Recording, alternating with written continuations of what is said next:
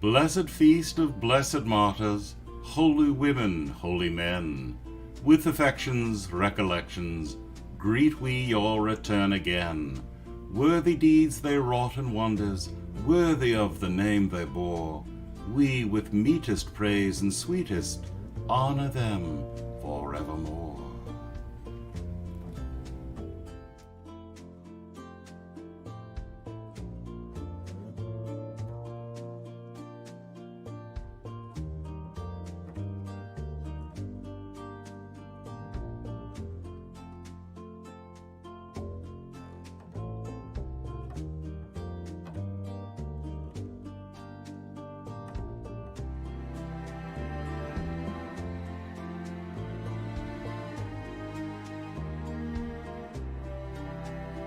Inigo de Recalde de Loyola, youngest of 13 children of Don Beltran Inez de Loyola and Maria Sanz de la Cona y Balda, was born in 1491 in the family castle in the Basque province of Gipcosa in the northeastern Spain near the French border. As befitted a boy from an aristocratic family, he spent some time as a page at the court of Ferdinand and Isabella, the rulers of Spain. Here, by his latter testimony, he was involved in gambling, wenching, and dueling. He got into trouble with the law, but escaped punishment because he was technically a cleric. This does not mean that he was destined for the priesthood. In those days, someone becoming a priest went through 7 steps: doorkeeper, reader, exorcist, acolyte, subdeacon, deacon, and priest. The first 4 were called minor orders and did not involve any serious commitment, but they did make one technically a cleric, which was useful if one got arrested for anything less than murder or treason. Probably many young noblemen took the first step simply as a precaution. Later the law extended the definition to cleric to anyone who could read. He then entered military service, but fought in only one major battle, the defense of Pamplona against the French in 1521. The professional soldiers knew that their position was indefensible and proposed to surrender. Inigo, or Ignatius to give him the Latin form of his name, had visions of military glory, and he urged his comrades to fight. He was promptly hit in the leg by a cannonball. The town surrendered anyway, and the French sent him home on a stretcher. The leg was badly set, and he did not heal properly. It had to be rebroken and reset, and again it healed crookedly and left him with a permanent limp. Meanwhile he was bedridden for many months and spent the time reading. He asked for tales of knightly adventure, but instead was given a Life of Christ, written by a Carthusian monk. He read it, and his life was transformed.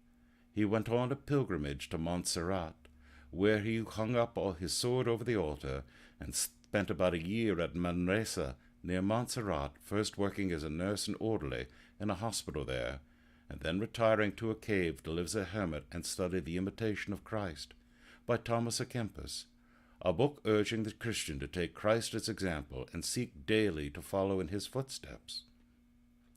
It is probably during this year that he wrote his Spiritual Exercises, a manual of Christian prayer and meditation. He directs the reader to begin with an event in the life of Christ, and to imagine the scene in detail, to replay the episode in his mind like a movie script, and to try to feel as if he had himself witnessed the event, and then to use this experience as a motive for love, gratitude, and dedication to the service of God. The book is available today in a hardcover and paperback and has been much used by Christians of all varieties. John Wesley was enthusiastic about it. Ignatius then made a pilgrimage to Jerusalem to see with his own eyes the scenes of our Lord's life and death.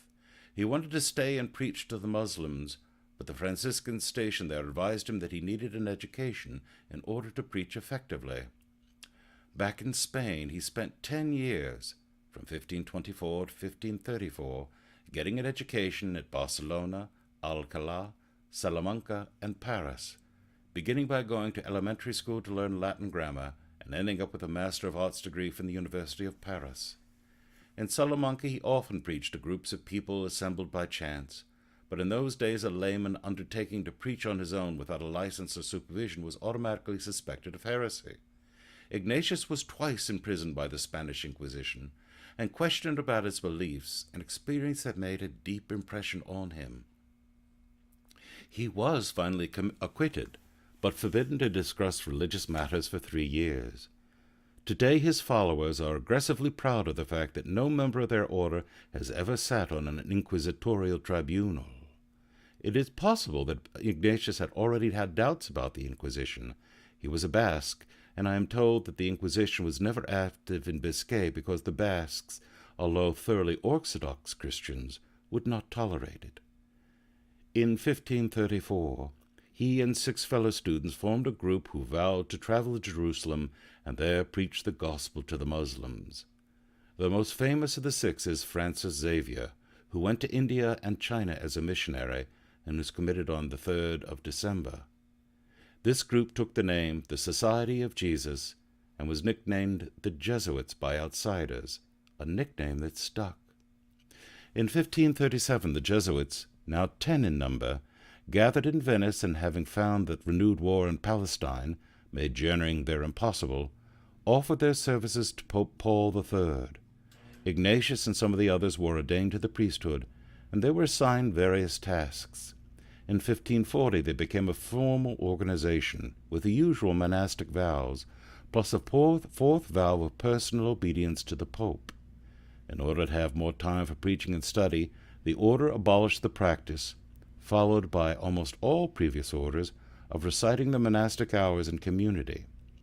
Its chief goals were the renewal of the Roman Catholic Church through extensive education and the encouragement of frequent use of the sacraments, extensive missionary work in non-Christian countries, and suitable responses to the growing challenge of Protestantism. In the remaining 15 years of his life, Ignatius supervised the Jesuits from Rome and saw the order grow from 10 men to 1,000.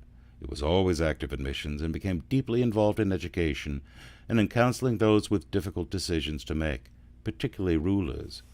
The order undertook to win back to the Roman obedience those areas that had recently become Protestant.